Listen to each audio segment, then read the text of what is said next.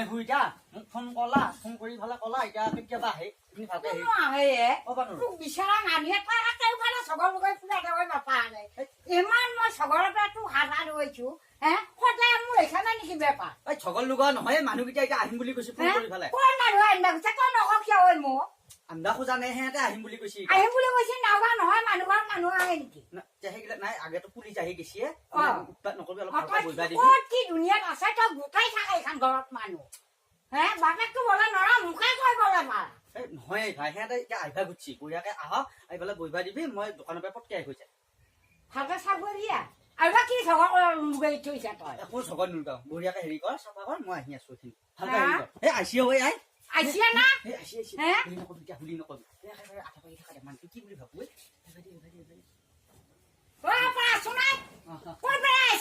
কি কৈছা দীপ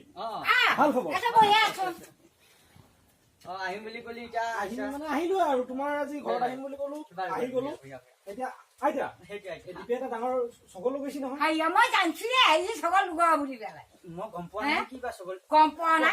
মানুহ আহিলে আকৌ গলা নকওঁ মানুহে সবেলা চিন পাওঁ গৰু কি সেনেকে গালি পাইছে মই গালি মোক আশা কৰা হবৰ পৰা মোক জবুলে বুক কথাই ছগৰটো কিন্তু অলপ ডাঙৰ আইতা আজি কিন্তু মোৰ লগত কথা কৈয়ে থাকবা লাগিব ইফালৰ পৰা জিয়া আনবো ইফালৰ পৰা জিয়া আনবো এই গৰুটো মোৰ নাকনি কান্দনি কৰিলে হয় কি বুলি ভাবো কি কব পৰা নাই বাপা তই কাষলাক দিবা লগা কৰিলা একে হস্পিটেলত নিলো মই কিহৰ কাৰণে জুৰেল বেলে চকু ভাঙি কাণাছি মনিটো নাভাঙিল দেখিয়ে কিবাকে মনিটো ৰৈছি গালত নিচিনা মই বোলো কিবা খাইছি বোলে এগান কৰি উঠেহি আৰু মাছি আৰু তাৰ সলনি মোক বেজিলে মাৰিছো মই বেজিলে দেখি ভাল হব নেকি সলনি বেজিলে কি চিষ্টেমৰ কথা কয় আজি মই গোটেইবিলাক কথা ইয়াৰ এ টু জেড বাহিৰ কৰি আপুনি চিন্তা কৰিব নালাগে আপুনি বহক মোৰ এই মাথা খালাৱাই নকৰিবি মানুহটো আহিছে এতিয়া ভালকা কৈছো নে কিহত ধৰি আহিছি বেলেগ কামতো আহিব পাৰে মান্তিয়ে কৈছি শুনাই বিপৰীত ঝগৰ লগাইছা বেলা মই বাৰু কৈ আছো নমস্কাৰ দৰ্শকসকল আজি এইখিনিতে কৈ দিওঁ আমি ইতিমধ্যে অকণমান প্ৰেংক কৰিলো দেই এইটো আচলতে আমাৰ প্ৰেংক হয় গোটেইখিনি দৰ্শককে জনাও মই বৰ্তমান উপস্থিত আছো আমাৰ মানে ইউটিউব চেনেল যোগে খুবেই বেছি প্ৰচাৰিত হোৱা খুবেই বেছি জনপ্ৰিয় এখন ধাৰাবাহিক শাহু বোৱাৰী ধাৰাবাহিকৰ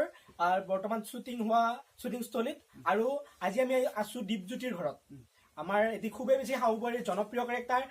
শাহু বোৱাৰীৰ পৰিচালক স্ক্ৰিপ্ট ৰাইটাৰ দীপজ্যোতিৰ ঘৰত আৰু এতিয়া মোৰ লগত আছে আমাৰ দীপজ্যোতিৰ মানে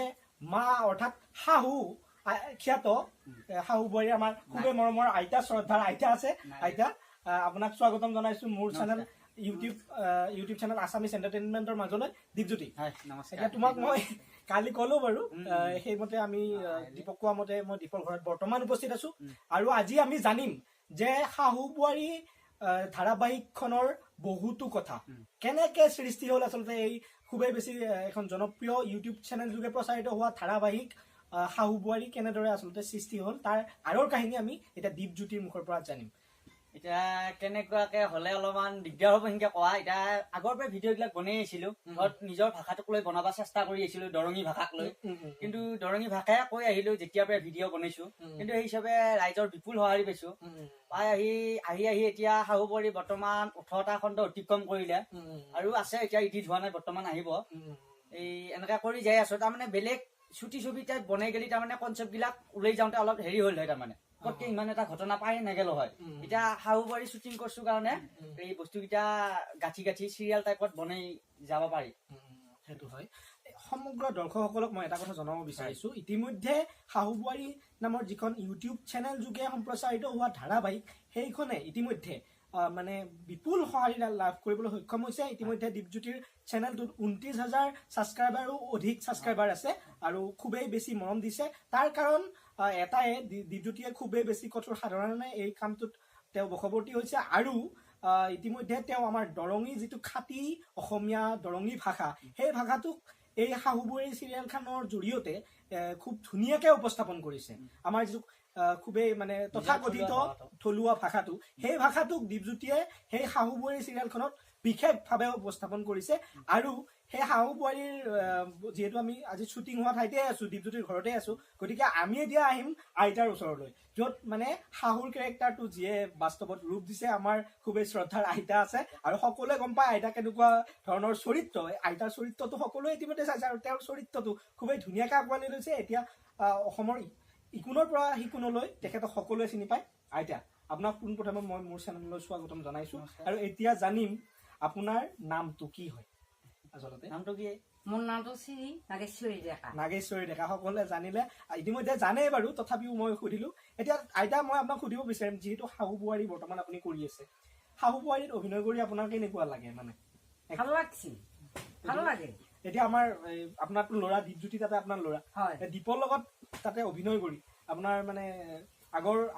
আগতে যিহেতু আপুনি যেতিয়াৰ পৰা এই চিৰিয়েলখনলৈ আহিল তাৰ পিছৰ অভিজ্ঞতাটো কেনেকুৱা মানে কেনেকুৱা ধৰণৰ আপোনাৰ কি ক'ব এই প্ৰসংগত আগতে কি কৰি আছিলি কি কৰা নাছিলি সেইটো কওঁ মানে এইটো সুধিব বিচাৰিছো যে ঘৰত এক্টিং কৰাৰ আগত আপোনাৰ কেনেকুৱা মনোভাৱ আছিল আৰু এতিয়া যেতিয়া আপোনাক সকলোৱে চিনি পালে মানে সেই চিৰিয়েলখনৰ যোগে তেতিয়া আপোনাৰ বাটে পথে ওলালে আপোনাক কেনেকুৱা ধৰণে হেৰি কৰে আগে মই বহুত উকতা কাম কৰি আছিলো ঘৰত মন অশান্তি শান্তি নাছিল কিন্তু মই একেবাৰে মানে চিৰাকানিৰ নিচিনা সুপুতা লাগি গৈছিলে হাত ভৰি গাল চাল কাম কৰি একজাই কাম নকৰিলে মানে মই খাবা নাপাওঁ এতিয়া দীপজ্যোতি লগ পাই পেলাই মোৰ বহুত আনন্দিত হৈছো মনটোও ভাল লাগছে আৰু দেহাটোও মোৰ উঠি আহিছে মই সঁচা কথা কৈছো মই সেইটোতো হ'ব কাৰণ কাম কৰি থাকিলে মানুহৰ মন সদায় প্ৰফুল্লিত হৈ থাকে আৰু আপোনাৰ যিহেতু দীপজ্যোতিয়ে আপোনাক এটা প্লেটফৰ্ম দিলে এখন চিৰিয়েলৰ এতিয়া হয়তো আপোনাক এনেকুৱা এজন মানুহ নাই আমাৰ দৰঙত যিয়ে নেকি আপোনাক চিনি নাপায় কাৰণ আপুনি ইতিমধ্যে শাহু বোৱাৰীৰ জৰিয়তে চবতে মানে বিখ্যাত গতিকে আপুনি দীপজ্যোতিক কি ক'ব দীপজ্যোতিক ধন্যবাদ দিব নে এইকাৰণে ধন্যবাদ দিছো এটা নিশ্চয় আৰু শাহু বোৱাৰীৰ দীপজ্যোতি আপোনাৰ ল'ৰা গতিকে বাস্তৱ জীৱনতো আপুনি দীপজ্যোতিক নিজৰ ল'ৰা নিচিনা ওপৰত মানে আৰু আপুনিতো দীপজ্যোতিক সদায় পাই থাকে মানে মোৰ ঘৰ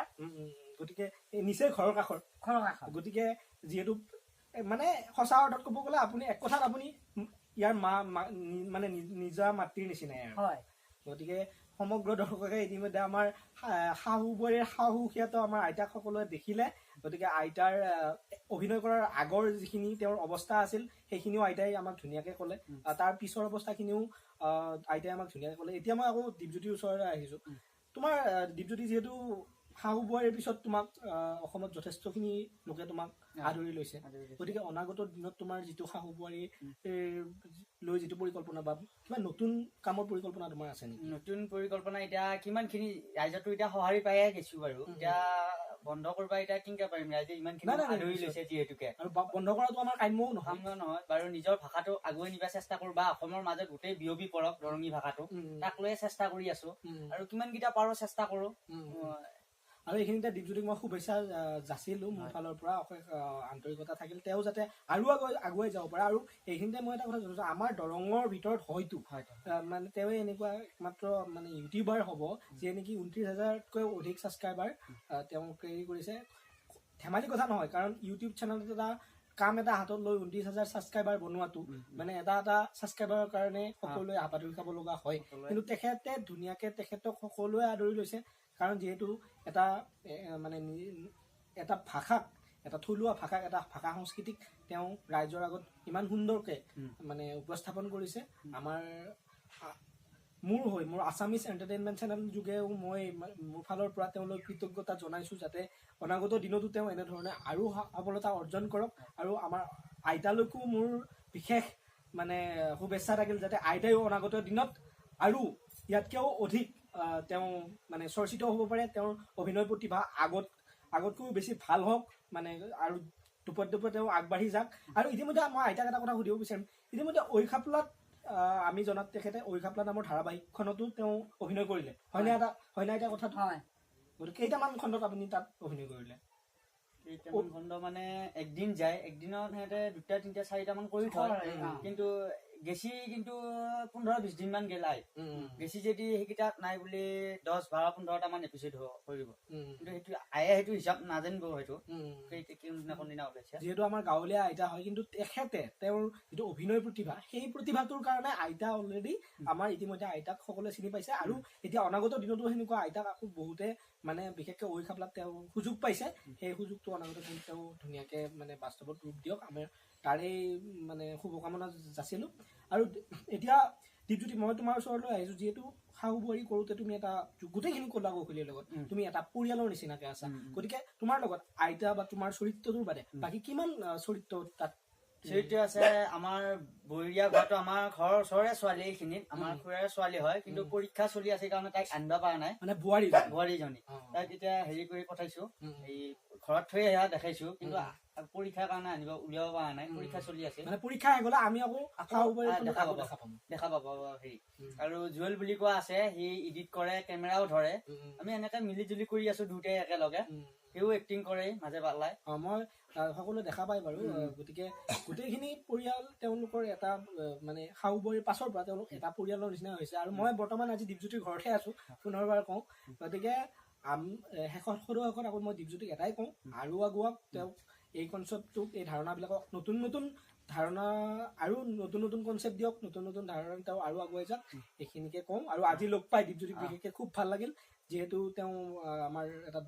মই আকৌ কৈছোঁ, দৰঙৰ গৌৰৱ। আৰু এইখিনিতে আইতাকো মই পুনৰবাৰ ধন্যবাদ জনাইছোঁ, মোক ইমানখিনি সময় দিলে তেখেতে, আৰু খুবেই ভাল লাগিল তেখেতৰ, মই আজি বাস্তৱত অভিনয় প্ৰতিভা নিজেই দেখা পালোঁ,